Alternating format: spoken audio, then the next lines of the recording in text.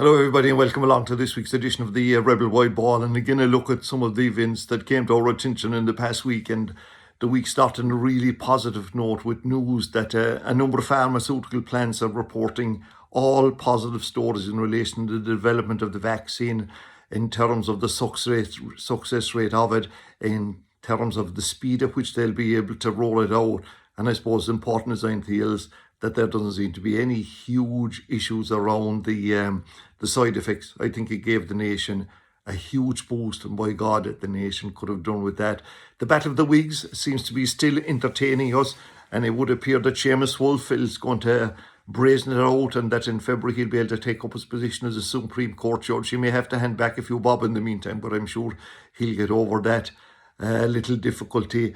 I suppose an aspect that has come from it is the whole appointments procedure that goes into, the Attorney General and all these appointments of these people to higher office in terms of the Supreme Court and High Court and all of that. I've always got the impression that some of these guys operate in a different sector, in a different sphere to the rest of us in terms of how they're promoted, and there is no doubt about it. There is a little bit of a crossover between political affiliation and promotion and all of that. Helen McEntee came under pressure when it was discovered that there were 3 other individuals that may have been entered in this lucrative position, but it would appear that the Judicial Appointments Advisory Board, and I'm not too sure that board is fit for purpose. It was set up, I think, a while back, and a lot of people even at that level were pointing that it wasn't a suitable body. But anyway, that made the appointment. Helen McEntee is saying nothing and staying silent on it.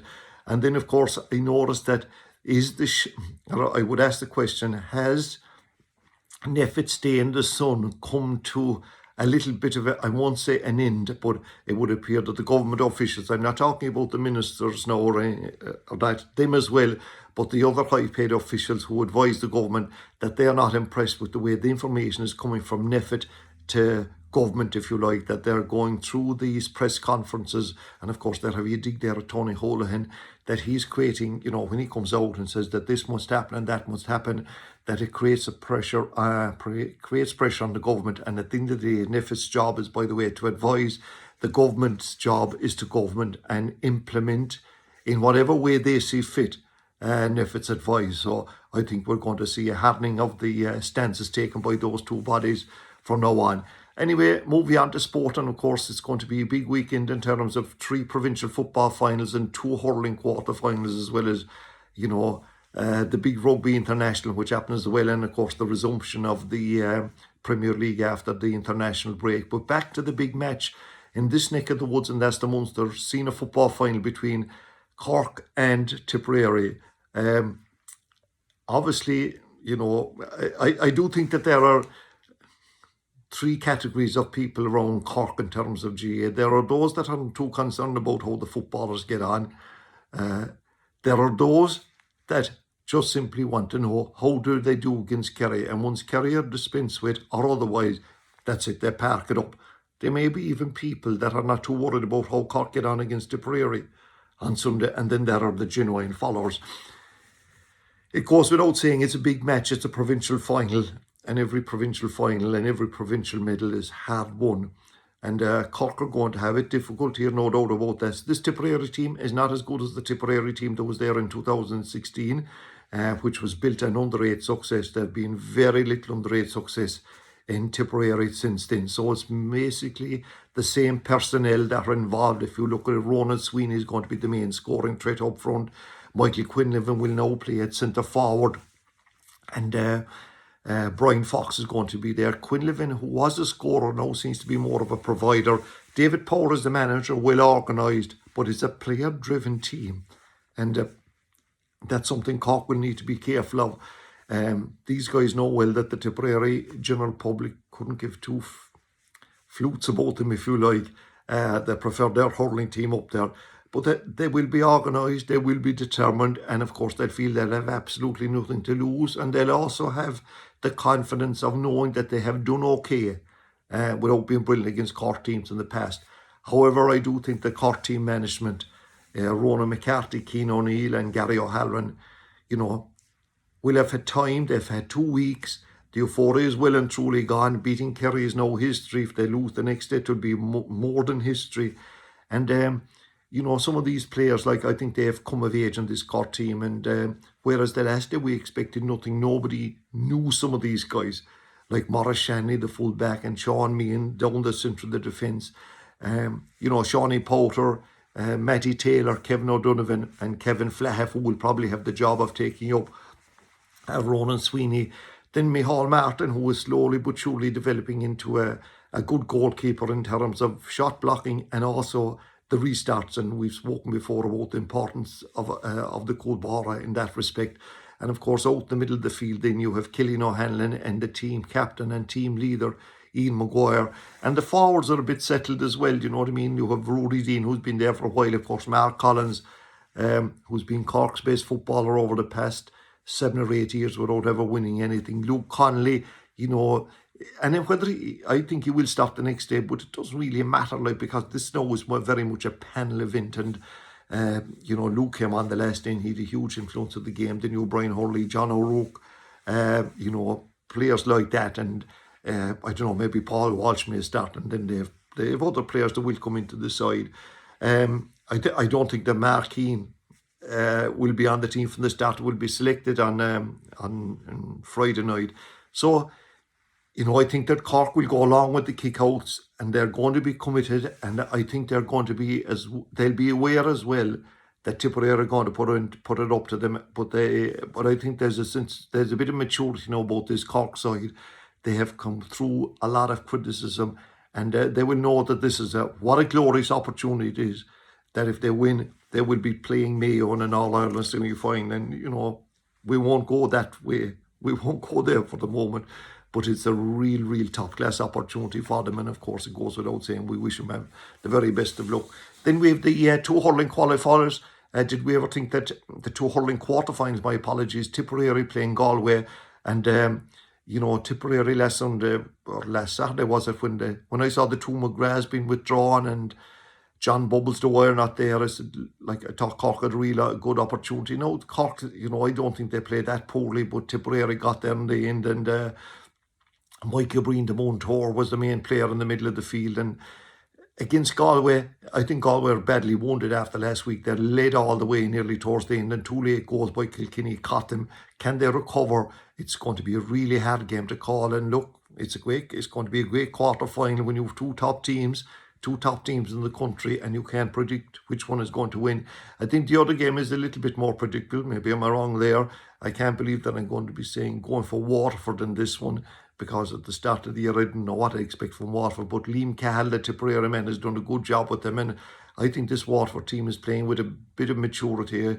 In the past, you'd associate Waterford teams with kind of thumping the jersey and I love me county and all this kind of lark, whereas they seem now to be playing with a lot more purpose and a lot more guile. And they've Pádraig Manny, who's their main free taker, they seem to have sorted that with Stephen Bennett. He get 11 points the last day against Limerick. So it's a big game for them. Tiggy de Bourke is a great hurler as well, and of course Desi Hutchinson, he's up front. Look, I do think, even though that, in fairness to Clare, they will be happy with the season, missing John Conlon and Peter Duggan. There's a huge reliance, I know, on Tony Kelly, but what a player to have in your ranks. I still think that Waterford will probably get there in that one. And then we have the Ulster football final. Are you really interested in it? Well, you probably should be, because the Donegal team are the team that that some people think may have a chance of beating Dublin. They're not talking about Cork, or they're not talking really about Mayo. And, they've new players come on the block. They're players that you probably wouldn't have heard so much in the past, like Peadar Morgan and Michael Langan. Owen Baughan Gallagher's a great name for a cornerback, and Hugh McFadden and Kieran Thompson. They're going to be raging hot favourites against Cavan, but my God, Cavan.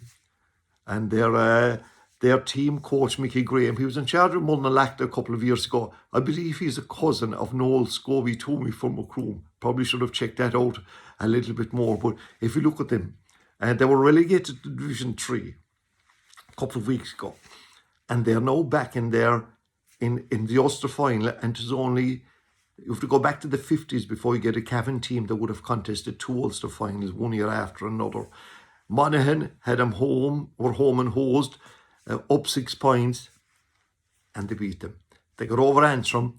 They were down 8 points against Donegal last week, and or not against Donegal last week, against Down last week, my apologies, and they got over the line in that one. And then you have players now that like Conor Madden that we wouldn't have heard of before, Thomas Galligan and Gerard McKieran, that are even being mentioned as potential all-stars.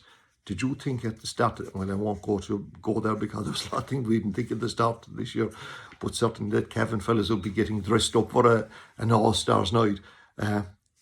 Best of luck to them, by the way. The Leinster final then is on Saturday night. Prior to that game, there's going to be, I think, a nice remembrance ceremony and Bloody Sunday where 14 victims were killed by the Crown forces, and that will be shown on RT, and I think that'll be a nice event. And of course, if you're interested in that, we couldn't recommend more the book by Emma Crewman and a series follows of Cork football, which I believe Mick Foley, he writes for the Sunday Times, and you probably saw him on the programme during the week on Bloody Sunday, and he's put huge time and effort into it. There's no doubt about it. Who's going to win it? Obviously, the Dubs. Meath are lucky to be there in one sense because they had to score 5 goals. Or should I say, Kildare had to concede 5 goals for them to get there last week. This Leinster final has the only enlightening thing that has come out of it is that the number of matches that Dublin play in Dublin, they have played Laois 35 times, and not once did they play them in Laois. Unbelievable stuff in the 35 championships. Meath may be a little bit better. Of the 62 occasions they have met, 5 of them have been outside of Dublin, and they played awfully 24 times, and 2 of them were were outside of either Croke Park or Parnell Park. In terms of the domination of Dublin and Laois, Dublin in the Leinster Championship, there's only one player that played in this year's Leinster Championship. There's a Leinster medal, I believe, outside of Dublin players, and that's Ross Munley. He's a long-serving Laois footballer. Anyway, that's kind of a look back at the G. In terms of the soccer, the international break comes to an end, and Stephen Kinney, what an unlucky general he is.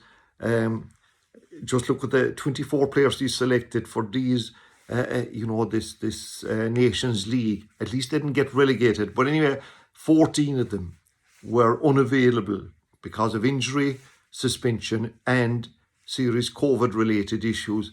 They're still waiting for their first win in his 8 matches in there now, and they've only got 1 goal. I think that was scored back in September by Shane Duffy. They're going. These are glorified challenge games, by the way. They call them friendlies before, but the soccer authorities have reorganised them, all for money, by the way. That's why you're seeing so many of them on every night nearly on television.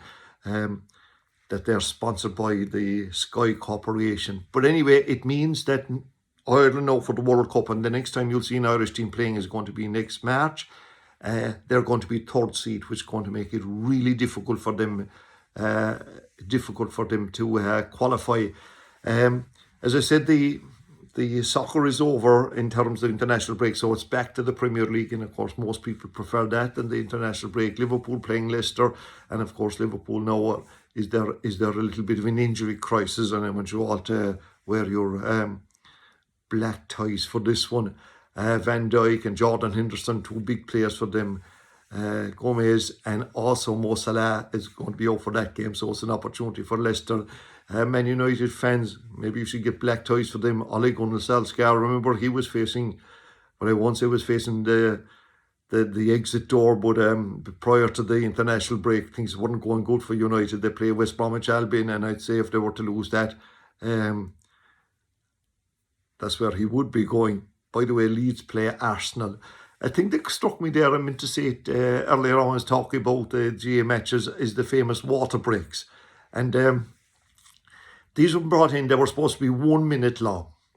They are now in excess of 2, and their water breaks is a misleading term, I think, for them now, because they're absolutely far more than that.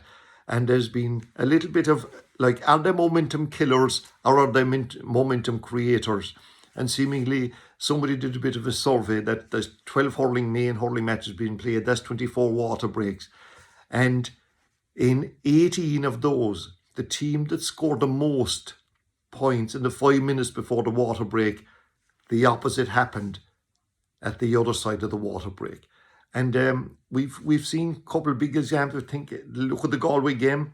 They led all the way, and then the water break came, and then the 2 goals after. Look, if they're going to keep them, and I'm not saying they shouldn't, by the way, the GA must realise that they are more now than water breaks. They're going to be an integral part of the strategy in terms of tactics. And like even the match now next Sunday between Cork and Tipperary, you watch it, that the clipboards will be in, management will be in, and they'll have to make quick changes if they have to. So we'll dispense with using the word water breaks. They're actually, I suppose, timeouts like that they used in basketball, where teams make that, and in basketball you probably have seen some of them, they talk to the players really fast and they get the messages across. In terms of the oval ball, well, it's a big match in terms of the Autumn Nations Cup, and after the big win over Wales, it's back to Twickenham, and my God, there needs to be a little bit of a change of look there, because things haven't been going that well in the recent past. However, last week I may have mentioned to you about this project that they have, whereby players from other countries can play for different countries, if you like, and at the moment it's a 3-year residency rule, which I think is all wrong. And there are 5 players that will line out for Ireland on Saturday that were not born in this country, not alone not born 4 years ago, they weren't even here, and they qualify now. There are moves to move the residency rule to 5 years, and hopefully that'll be successful. It would make a big difference. And whereas it's fully understandable that, rugby is a professional sport, and whether Munster sign players from South Africa, Australia or New Zealand, certainly that is all their own business. It's a money game involved, but I think there shouldn't be any transfers in international rugby. And it's a big thing to wear the green jersey of Ireland in any sport. And like those 5 guys that are in the next day, say whatever way you like about it, they're great rugby players. We're not talking about that. And I'm not talking about whether Bundy Aki can sing the national anthem or where CJ Tander can play the fiddle. Nothing to do with that. But I do think they are depriving Irish players of an opportunity to play for their country. Anyway, probably nobody else thinks that. So that's it for this week. Until the next time, take care and mind yourself.